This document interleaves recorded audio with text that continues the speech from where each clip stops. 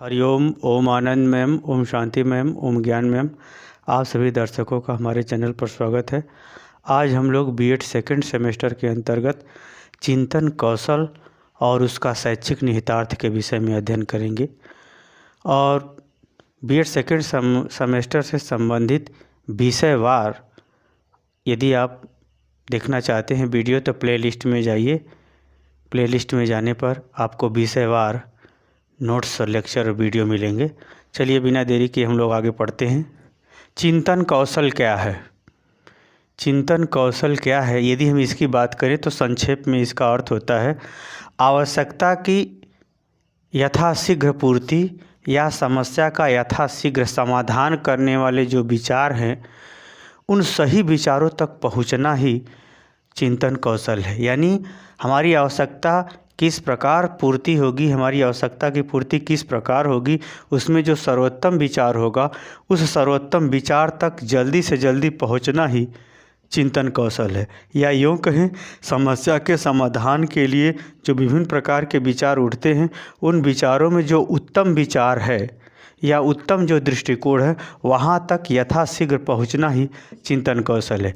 यदि हम चिंतन कौशल की बात करें तो जिस तरह से आपका ज्ञान यानी जानकारी जितनी अच्छी होगी, समझ जितना अच्छा होगा, तर्क जितना अच्छा होगा, उतना ही आपका चिंतन कौशल का विकास भी होगा।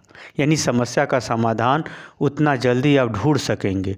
विचारों के माध्यम से समस्या को समाधान उचित दृष्टिकोण से ढूंढ सकेंगे। यदि हम और बात करें, यदि व्यवहारिक दृष्टिकोण से देखा जाए तो व्यवहार के अंतर्गत जो क्रिया होते हैं, जो संबंध होते हैं, जो दायित्व निभाना पड़ता है, जो भूमिका को निभाना पड़ता है, यदि इन तीनों के आधार पर अगर देखा जाए तो इन जितना ही ये तीनों में जितना ही व्यक्ति भूमिका निभाता है या जितना ही व्यवहार प्रदर्शित करता है तो उसको उस कार्य में कुशलता मिलती जाती है। कुशलता मिलती जाती है जिसके वजह से वह उससे संबंधित समस्याओं को हल करने में भी सक्रियता प्रदर्शित करता है। इसलिए व्यवहार के माध्यम से भी चिंतन कौशल का विकास होता है। यदि हम परिवर्तन की बात करें, परिस्थिति बदलती है, अवस्थाएं बदल रही हैं, आवश्यकताएं बदल रही हैं, हर वस्तु की प्रकृति भी बदल रही है। यानी बदलती हुई परिस्थितियों के अनुसार यदि हम समायोजन स्थापित करते हैं तो इसके लिए भी हमको परिवर्तन के साथ अपने दृष्टिकोण, व्यवहार इत्यादि को बदलना पड़ता है। इससे भी जो है हमारे चिंतन कौशल का विकास होता है या चिंतन कौशल उत्पन्न होता है।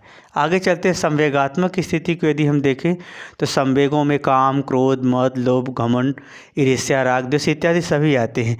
इन संवेगों के अंतर्गत उचित निर्णय लेना, सही व्यवहार करना, यह भी जो है संवेगात्मक परिस्थितियों में सही निर्णय लेना, धैर्य के साथ उचित विचारों के साथ उचित निर्णय लेना भी चिंतन कौशल का ही विभिन्न स्वरूप होता है। यदि हम ये बात कहें चिंतन कौशल को एक सीधे भाषा में कहें तो सही विचारों से सही निर्णय लेना ही कुशलता है, उसी को चिंतन कौशल कहते हैं। विचारों से सही निर्णय लेने की कुशलता ही चिंतन कौशल है।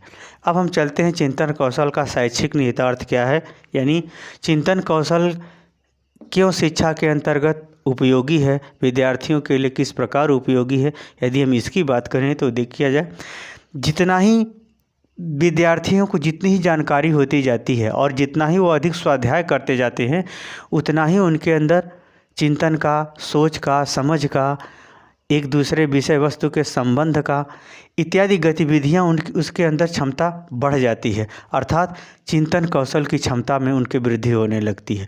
दूसरा यदि हम बात करें तो जैसे आप लोग देखते होंगे समाचार पत्रों में, अखबार में भी देखते होंगे कि समस्यात्मक आरेख जिसमें होता है कि रास्ता ढूंढिए, मिलान चित्र जो होता है, ये सब गतिविधियाँ अगर संबंधित हम विषय वस्तुओं में शामिल कर दें तो बच्चों में चिंतन कौशल का विकास होने लगता है, अर्थात समस्याओं का समाधान खोजने की उनकी निपुणता बढ़ती जाती है। तीसरा यदि देखें भाषा संबंधी ज्ञान, जब हम किसी भाषा को जब हम सीखते हैं तो उस भाषा से धीरे धीरे वो साहित्य समझ में आता है और उस समाज समझ में आता है। जब वो समाज समझ में आता है तो उस समाज की संस्कृति समझ में आती है। तो उस समाज की संस्कृति से संबंधित समस्याएं जो होती हैं उसको जो है उसको जो है व्यक्ति आत्मीयता के साथ उसे दूर करने का प्रयास करता है, ताकि वह समस्या उसके भावनाओं से भी जुड़ी हुई होती है। इसलिए उस समस्या का यथाशीघ्र समाधान सोचने का विचार उसके अंदर उठता है। इसलिए भाषा के भी ज्ञान से जो है हमारे जो है चिंतन कौशल का विकास होता है, यानी समस्या को हल करने संबंधी कुशलता बढ़ती है। यदि हम चौथा बात करें विचारात्मक एवं तर्क युक्त प्रश्न, यानी छात्राध्यापक को या अध्यापक को ये चाहिए कि बच्चों से वह कुछ ऐसा प्रश्न करे जो वह सोच समझकर अपने विचारों के माध्यम से उसका उत्तर दे, या वह प्रश्न इस प्रकार करे कि बच्चे अपने सोच समझ से तर्क करते हुए उत्तर दें।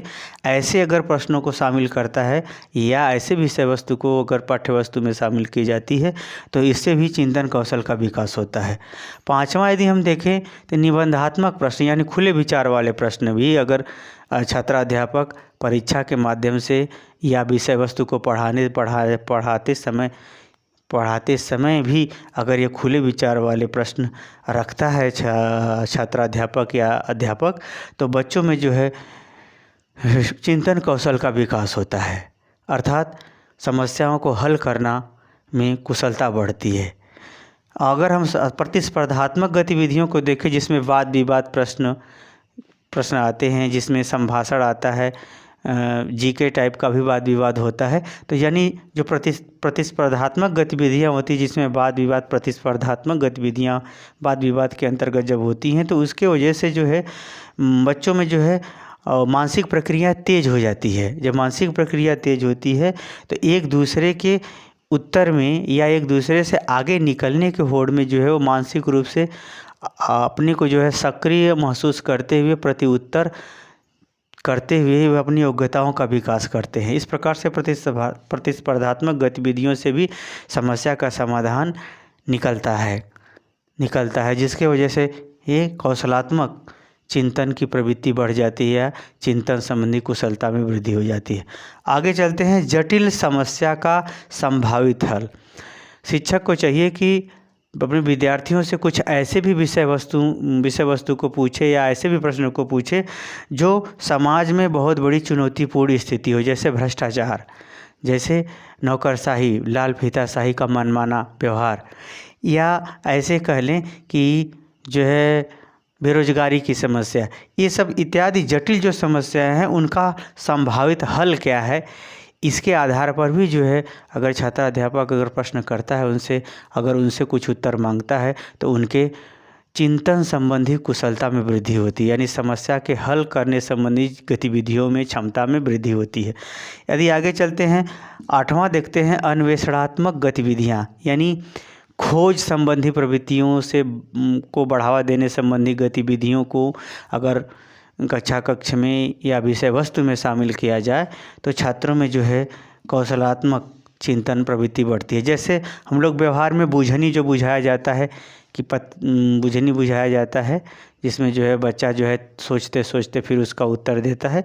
तो जो अन्वेषणात्मक जो गतिविधियाँ यानी खोज करने संबंधी गतिविधियाँ हैं, यदि उनसे संबंधित गतिविधियों को कक्ष में या शिक्षण विषय वस्तु के अंतर्गत या पाठ्य योजना के अंतर्गत शामिल किया जाए तो चिंतन कौशल का विकास तेज़ी से होता है। इस प्रकार से चिंतन कौशल समस्या का यथाशीघ्र समाधान खोजना है या आवश्यकता को यथाशीघ्र पूरा करने वाले विचार को खोजना ही चिंतन कौशल है। इस प्रकार से चिंतन कौशल का विकास जानकारी से भी होता है, समस्यात्मक आरेख या मिलान चित्र के माध्यम से भी होता है, भाषा संबंधी ज्ञान से, विचार से, निबंधात्मक प्रश्न से, प्रतिस्पर्धात्मक गतिविधियों से, जटिल समस्या का संभावित हल से तथा अन्वेषणात्मक गतिविधियों की बुझने से भी जो है चिंतन कौशल का विकास होता है। अर्थात चिंतन कौशल विद्यार्थी के लिए प्रोत्साहन स्वरूप समस्याओं से लड़ने और अधिगम की क्षमता को बढ़ाने संबंधी क्रियाकलापों को भी बढ़ाता है। अतः चिंतन कौशल सभी छात्रों के लिए बहुत ही उपयोगी है। आज के लिए इतना ही। यदि हमारा वीडियो आपको पसंद हो तो हमारे चैनल को लाइक कीजिए, शेयर कीजिए, सब्सक्राइब कीजिए। हरि ओम।